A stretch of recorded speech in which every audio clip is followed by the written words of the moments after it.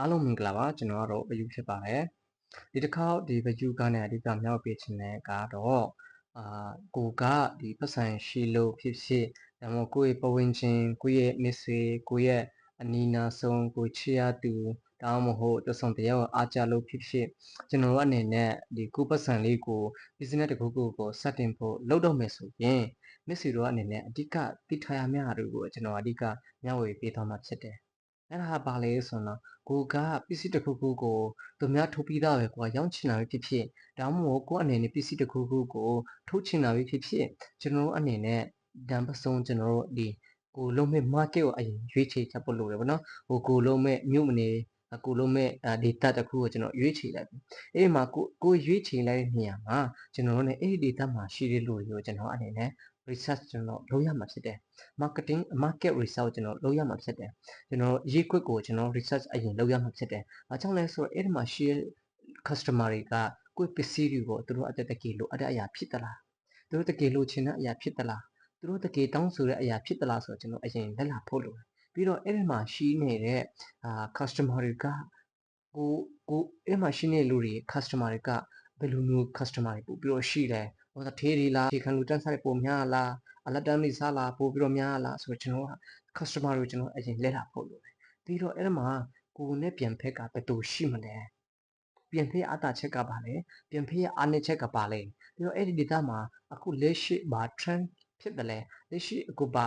ာဒီခက်စားနေရတယ်ဆိုရလေကျွန်တော်တေချာလေးလုပ်ဖို့လက်လာဖို့လိုတယ်ပေါ့နော်ပြီးတော့ကျွန်တော်အနေနဲ့ခုနဒီ data တစ်ခုကိုကျွန်တော်ရွေးချယ်လိုက်ပြီးကျွန်တော် product တစ်ခုကိုလည်းအဲ့ data အခြေအနေကြောင့်ကျွန်တော်ရွေးချယ်ထားပြီးဆိုတော့ကျွန်တော် product ကိုကျွန်တော်ပြန်ပြီးတော့ promotion လုပ်ရမှာဖြစ်တယ်ကျွန်တော်အဲ့လိုနဲ့ကျွန်တော်ကြော်ညာတဲ့ခါမှာကျွန်တော်အနေနဲ့ online ဖြစ်ဖြစ် Facebook ဖြစ်ဖြစ် online ဆိုနေမှာ Facebook YouTube ဖြစ်ဖြစ် Twitter ဖြစ်ဖြစ်ဒီ ads ဖြစ်ဖြစ် Instagram ဖြစ်ဖြစ်ကျွန်တော် TikTok ဖြစ်ဖြစ်အဲ့မှာကျွန်တော်အနေနဲ့ကျွန်တော် Telegram ဖြစ်ဖြစ်ကျွန်တော်အနေနဲ့ကြော်ညာလို့ရတယ်ဒါမှမဟုတ်အရန်နာမည်ကြီးတယ်အရန် celebrity ဖြစ်တဲ့လူတွေကိုလည်းကျွန်တော်ငားပြီးတော့လည်းကြော်ညာခံလို့ရတယ်ပြီးတော့ကျွန်တော်အနေနဲ့ဒီကိုရောင်းတဲ့ product ကိုဘယ်သူစီမှာအဓိကအဲ့ဒီ key point ထဲမှာကျွန်တော်အနေနဲ့ကိုရောင်းချင်တဲ့ပစ္စည်းကဘယ်သူစီကိုရောင်းမလဲဘယ်သူ customer စီကိုရောင်းမလဲဆိုတဲ့ဟာတွေကအဓိက key point ဖြစ်တယ်အဲကြောင့်မလို့ကျွန်တော်အနေနဲ့ကျွန်တော်ပစ္စည်းရောင်းချင်တဲ့ဟာကလေးတွေအတွက်လားလူကြီးတဲ့အတွက်လားအတက်ကြီးပန်းအတွက်လားလူလအတွက်လားဆိုတဲ့ဟာကျွန်တော်အနေနဲ့တေချာလဲဒါမှမဟုတ်ကလေးကနဲ့ဟိုကတက်ကြီးပန်းအထစ်လားဆိုတဲ့ဟာတွေကကျွန်တော်အနေနဲ့တေချာလေးပြန်ပြီးတော့ research လုပ်ဖို့လိုတယ်ဆိုတော့ကျွန်တော်အနေနဲ့နောက်ဆုံးအနေနဲ့ကျွန်တော်အနေနဲ့မလုပ်ထားမလဲဆိုတော့ကျွန်တော်တို့ရဲ့ထုတ်လုပ်တဲ့ပစ္စည်းကျွန်တော်တို့ရဲ့နာမည်ကျွန်တော်တို့ရဲ့ပစ္စည်းကိုလူပိုတိလာအောင်ယုံကြည်လာအောင်ကျွန်တော်အနေနဲ့ brand နာမည်တစ်ခုတည်ဆောက်ရမှာဖြစ်တယ်ဥပမာဆိုအားဆိုဥပမာပြောမယ်ဆိုတော့ကိုကာကိုလာပေါ့နော်ကိုကာကိုလာလို့ပြောလာလို့ရှိရင်တော့ကျွန်တော်တို့လူတွေကမျက်စိမေးတော့မတန်းသိတယ်ကိုကာကိုလာအထင်းမှာဒါရောင်ရှိတယ်အပြန်နဲ့ကြည့်မယ်ဆိုတော့သူအယောင်တည်းလို့ရှိတယ်သူကဒီသူတောက်မဆိုကလေးတွေတေးလေးတွေတောက်လို့မရဘူးပေါ့နော်တောက်လို့တော့မရဘူးပေါ့နော်အဲ့မွေးကင်းစားဒီနည်းနည်းဟွာတွေကျွန်တော်မရဘူးပေါ့နော်ဆိုတော့ဒါပေမဲ့သူတို့ကဒီကိုကာကိုလာဒီလိုရှိရဲဆိုတာကျွန်တော်တန်းသိတာပေါ့နော်အတူတူပဲမိတ်ဆွေရဲ့ဆိုင်နာမယ်မိတ်ဆွေရဲ့ brand တစ်ခုခုကိုမိတ်ဆွေနာမည်ပေးပြီးတော့မိတ်ဆွေအနေနဲ့တေချာလေးကိုဒါကိုဂရုစိုက်ဖို့လိုတယ်ပေါ့နော်ဆိုတော့ကျွန်တော်တို့နောက်ဆုံးအချင်းချုပ်ကြည့်မယ်ဆိုရင်ကျွန်တော်တို့ရဲ့ရောင်းမဲ့ကျွန်တော်တို့ဒီ customer ကိုကျွန်တော်သိထားပြီ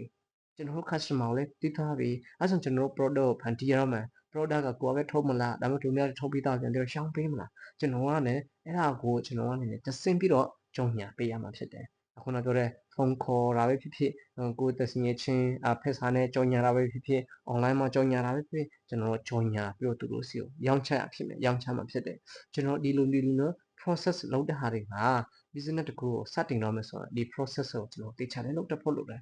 အလို့အများအဖြစ်ကဘာလို့ business တို့ကျန်းဆုံးလဲဆိုရင်တော့ဒီလိုမျိုးသူတို့မလုပ်ဘူးသူတို့ကပါမြင်လဲဆိုသူများတွေအမြောက်ပဲသူတို့မြင်တယ်သူများတွေကဒီစီးပွားရေးလုပ်လို့သူတို့အောင်မြင်တယ်ဆိုပြီးတော့ထင်ပြီးတော့သူတို့လောက်တာဖြစ်တယ်ဆိုတော့ကျွန်တော်တို့သူတို့နဲ့ကိုယ်တော့မတူဘူးပြောချင်တာကလေဆိုတော့ကျွန်တော်အနေနဲ့ကျွန်တော် business တစ်ခုကိုလုပ်တော့မယ်ဆိုရင်ကျွန်တော်အနေနဲ့ research တေချာလေးလုပ်ဖို့လိုတယ်ဒီရဲ့ကိုယ်ရောင်းချင်တဲ့ပစ္စည်းကဒီ data မှာဆိုရင်ဒီနှုန်းကဘယ်လိုမျိုးလဲအဆက်ပေါ်လေးเนาะကျွန်တော်အနေနဲ့ ပြီးတော့ကိုယ့်ရဲ့ပြင်ဖက်ကဘယ်သူလဲဒါမျိုးအစကျွန်တော်အနေနဲ့တေချာလေးကိုနားလေထားဖို့လိုတယ်ပေါ့နော်ဆိုအားလုံးကိုကျေးဇူးတင်ပါတယ်ကျွန်တော်တို့ဒီ YouTube channel မှာဆိုရင် YouTube channel မှာဆိုရင်နေ့စဉ်ဟို channel နဲ့ပတ်သက်ပြီးတော့အဓိကမျှဝေပေးတဲ့ channel ဖြစ်တယ်ဒါကြောင့်မလို့မစ်ဆွေရဲ့အကိုအမဆွေမျိုးတွေကစီးပွားတစ်ခုခုလုပ်တယ်ဆိုရင်ကျွန်တော်တို့ YouTube channel လေးကိုကြည့်ရှုဖို့ဖိတ်ခေါ်ပေးဖို့ရန်အားလုံးကိုလည်းတောင်းဆိုပါတယ်အားလုံးကိုကျေးဇူးတင်ပါတယ်